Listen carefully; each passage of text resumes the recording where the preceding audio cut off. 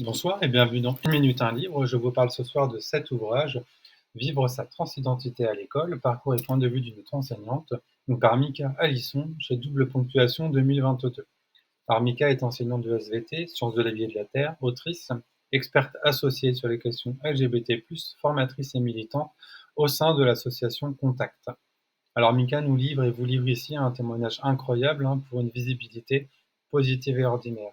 Le document est organisé en 3 grands chapitres. Premièrement, regard d'une femme transgenre sur son parcours au sein de l'école publique française. Deuxièmement, l'école face aux transidentités. Et troisièmement, éduquer, écouter et témoigner. Mon engagement comme bénévole associative. Alors on le sait, la transidentité obsède, fascine, avait écrit Lexi, c'est tellement juste. Et Mika en témoigne également ici, notamment en expliquant toutes les questions intrusives qui lui ont été posées au cours de son parcours. Alors, Mika livre ici un témoignage intime et personnel et montre à quel point les violences, le rejet, les discriminations sont présentes et évoque notamment le mépris d'une société qui a pour conséquence le fait d'avoir parfois en fait une haine de soi.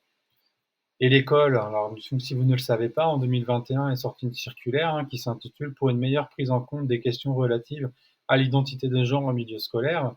Alors c'est vraiment un incontournable pour accompagner et veiller au bien-être de l'ensemble des ados. Elle aborde en particulier les questions liées à la transidentité. Et là, c'est une circulaire qui reste méconnue et pourtant elle apporte de nombreuses réponses et des précieuses réponses à des questions que vous vous posez certainement. Alors c'est vraiment une référence pour accompagner les jeunes et vraiment c'est une circulaire qui permet de comprendre ce que sont les transidentités et d'accompagner, de protéger les élèves trans et non binaires.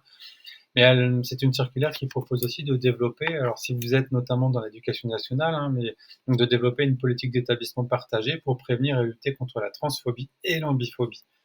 Alors fruit d'un travail conséquent auquel Mika a participé, c'est un texte qui apporte des éclairages qui était vraiment très attendu, au regard d'initiatives parfois peu cohérentes, peu concertées et finalement génératrices potentielles de micro-violences. Donc le texte insiste sur le fait d'une démarche collective qui finalement centre la protection de l'élève, l'autodétermination, le dialogue, la compréhension et en fait le bon sens tout simplement. Alors Mika rappelle aussi que en fait, les séances d'éducation à la sexualité depuis 2001 sont censées être mises en place dans les établissements scolaires. On le sait hélas que ce n'est pas le cas. Depuis 2000, là, le septembre 2025, on a le programme d'éducation à la vie affective, relationnelle et sexuelle qui est entré en vigueur. Espérons en tout cas que ce programme permette en tout cas d'accompagner au mieux finalement tous les jeunes dans les établissements scolaires de toute façon de manière générale.